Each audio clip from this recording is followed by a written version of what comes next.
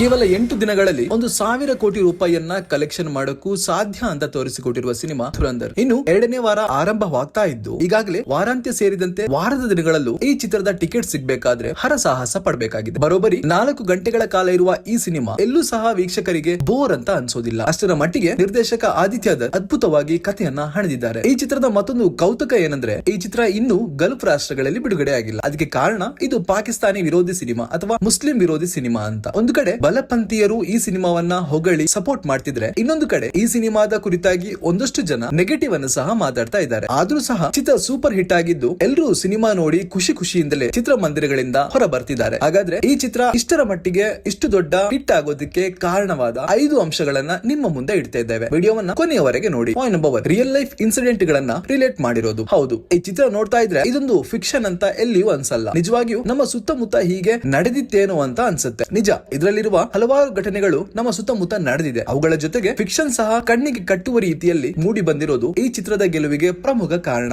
ಯಾವ ರೀತಿಯಾಗಿ ಜಿಹಾದಿಗಳು ತಮ್ಮ ಜೀವನವನ್ನ ಬಲಿದಾನಕ್ಕೆ ಮುಡಿಪಾಗಿಡ್ತಾರೆ ಅನ್ನೋದು ಚಿತ್ರದ ಉದ್ದಕ್ಕೂ ತಿಳಿಯುತ್ತೆ. Point number 2, Ranveer Singh. ಈ ಚಿತ್ರ ಗೆಲ್ಲೋದ್ರಲ್ಲಿ ದೊಡ್ಡದಾದ ಪಾಲು ರಣವೀರ್ ಸಿಂಗ್ ರದ್ದು ಇದೆ. ಚಿತ್ರದಲ್ಲಿ ಎಲ್ಲಿಯೂ ರಣವೀರ್ ಸಿಂಗ್ ಕಾಣಲಿಲ್ಲ. ಬದಲಾಗಿ ಕಂಡಿದ್ದು ಹಂಸ ಮತ್ತು ಜಸ್ಪ್ರೀತ್ ಅನ್ನ ಮಾತ್ರ. ಅಷ್ಟರ ಮಟ್ಟಿಗೆ ಪಾತ್ರದಲ್ಲಿ ಹಾಸು ಹೊಕ್ಕಾಗಿದ್ದಾರೆ ರಣವೀರ್ ಸಿಂಗ್. ನಾವು ಇಷ್ಟು ದಿನ ನೋಡಿದ ರಣವೀರ್ಗೂ ಈ ಚಿತ್ರದಲ್ಲಿ ಬರುವಂತಹ ರಣವೀರ್ಗೂ ಅಜಗಜಾಂತರ ವ್ಯತ್ಯಾಸವಿದೆ. ಅವರ ಆಕ್ಟಿಂಗ್ ಪ್ರಬುದ್ಧವಾಗಿದೆ. Point number 3, cinematography. ಚಿತ್ರದ ಯಶಸ್ಸಿನಲ್ಲಿ ಬಹುದೊಡ್ಡ ಪಾಲು ವಹಿಸುವ ಮತ್ತೊಂದು ಅಂಶ ಇದರ ಸಿನಿಮಾಟೋಗ್ರಫಿ. ಚಿತ್ರಕ್ಕೆ ಬಳಸಲಾಗಿರುವ ಸೆಟ್ ಆಗಿರ್ಬೋದು ಅಥವಾ ಚಿತ್ರೀಕರಣ ಮಾಡಿರುವ ಜಾಗ ಆಗಿರ್ಬೋದು ಎಕ್ಸಲೆಂಟ್ ಆಗಿದೆ. ಮೂವಿ ನೋಡ್ಬೇಕಾದ್ರೆ ನಾವೆಲ್ಲೋ ಪಾಕಿಸ್ತಾನದಲ್ಲಿ ಎಲ್ಲೋ ಇದ್ದೀವೋ ಅನ್ನೋ ಭಾಸ ಆಗುತ್ತೆ. ನೀವೇನಾದ್ರೂ ಚಿತ್ರವನ್ನ ಇನ್ನೂ ನೋಡಿಲ್ಲ ಅಂದ್ರೆ ನೋಡುವಾಗ ಈ ಪಾಯಿಂಟ್ ಅನ್ನ ಮಾತ್ರ ವಿಶೇಷವಾಗಿ ಗಮನಿಸಿ. ಚಿತ್ರದ ಸಿನಿಮಾಟೋಗ್ರಫಿ ಟಾಪ್ ಆಗಿದ್ದು ಇದರ ಸಂಪೂರ್ಣ ಕ್ರೆಡಿಟ್ ಹೋಗ್ಬೇಕಾಗಿರೋದು ವಿಕಾಸ್ ನೌಲಾಖಾ ಎಂಬ ಸಿನಿಮಾಟೋಗ್ರಾಫರ್ಗೆ. 4ನೇ ಪಾಯಿಂಟ್ ಯಾವುದು ಅಂದ್ರೆ ಈ ಚಿತ್ರದ ಪಾತ್ರಗಳು. ನೀವು 4 ಗಂಟೆ ಚಿತ್ರ ನೋಡಿ ಹೊರ ಬಂದ ಮೇಲೂ ಸಿನಿಮಾದಲ್ಲಿ ಬಂದು ಹೋದಂತ ಪಾತ್ರಗಳು ನಿಮ್ಮನ್ನ ಕಾಡುತ್ತಲೇ ಇರುತ್ತೆ. ಹಂಸನ ಹೆಂಡತಿ ಮತ್ತು ಮಗು ಅಥವಾ ಚಿತ್ರದ ಆರಂಭದಲ್ಲಿ ಬರುವ ಅವನ ಕುಟುಂಬ ಆಗಿರ್ಬೋದು. ಅದರಲ್ಲೂ ಹಂಸನ ಗೆಳೆಯನೊಬ್ಬ ಇದ್ದಾನೆ, ಪಿಂಡ ಅಂತ ಹೆಸರು. ಇವನದೇ ಊರ್ನವನು. ಆ ಪಾತ್ರ ಅಂತ್ಯವಾದ ರೀತಿಯಂತೂ ಈಗಲೂ ನನ್ನನ್ನ ಕಾಡ್ತಾ ಇದೆ. ಮೇಜರ್ ಇಕ್ಬಾಲ್, SP ಚೌಧರಿ ಅಸ್ಲಾಂ, ಜಮೀಲ್ ಜಮಾಲಿ, ಉಜೈರ್ ಬಲೂಚ್ ಹೀಗೆ ಚಿತ್ರದ ಯಶಸ್ಸಿನಲ್ಲಿ ಬಹುಪಾಲು ವಹಿಸಿರುವ ಪಾತ್ರಗಳಲ್ಲಿ ಮುಂದುವರಿಯುತ್ತೆ. Point number 5, story telling. ಇಂದಿನ ದಿನಗಳಲ್ಲಿ ಸಿನಿಮಾಗಳು 2 ಗಂಟೆ ಇದ್ರೇನೆ ನೋಡಕ್ಕೆ ಬೋರ್ ಆಗುತ್ತೆ. ಹೀಗಿರುವಾಗ ಇಲ್ಲೊಂದು ಚಿತ್ರ ಬರೋಬ್ಬರಿ 4 ಗಂಟೆಗಳ ಕಾಲ ಇದ್ರೂ ಜನರಿಗೆ ಸ್ವಲ್ಪವೂ ಬೋರ್ ಆಗಿಲ್ಲ ಅಂದ್ರೆ ಅದಕ್ಕೆ ಕಾರಣ ಏನು ಗೊತ್ತಾ? ಅದುವೇ ಸ್ಟೋರಿ ಟೆಲ್ಲಿಂಗ್. ನಿರ್ದೇಶಕ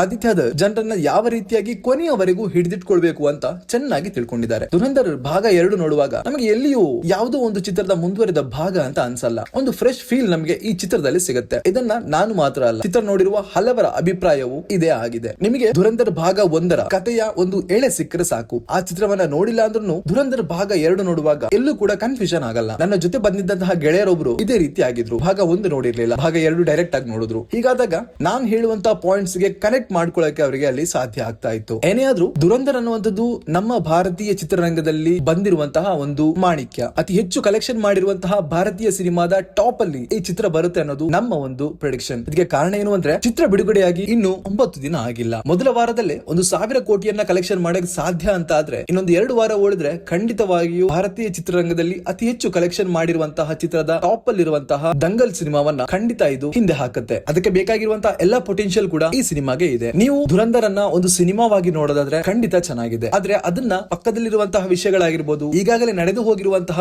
ಘಟನೆಗಳಾಗಿರ್ಬೋದು, ಅವುಗಳು ಇದೇ ರೀತಿ ಆಗಿತ್ತು ಅಂತ ಅನ್ಕೊಂಡ್ರೆ ಖಂಡಿತ ಅದು ತಪ್ಪಾಗುತ್ತೆ. ಇದಿಷ್ಟು ಧುರಂಧರ್ ಭಾಗ 2ರ ಬಗ್ಗೆ. ನಿಮಗೆ ಇಷ್ಟು ಪಾಯಿಂಟ್ ಗಳಲ್ಲಿ ಯಾವ್ದು ಇಷ್ಟ ಆಯ್ತು ಅಂತ ಕಮೆಂಟ್ ಮಾಡಿ. ಮುಂದಿನ ವಿಡಿಯೋದಲ್ಲಿ ಮತ್ತೆ ಸಿಗೋಣ. ನಮಸ್ಕಾರ.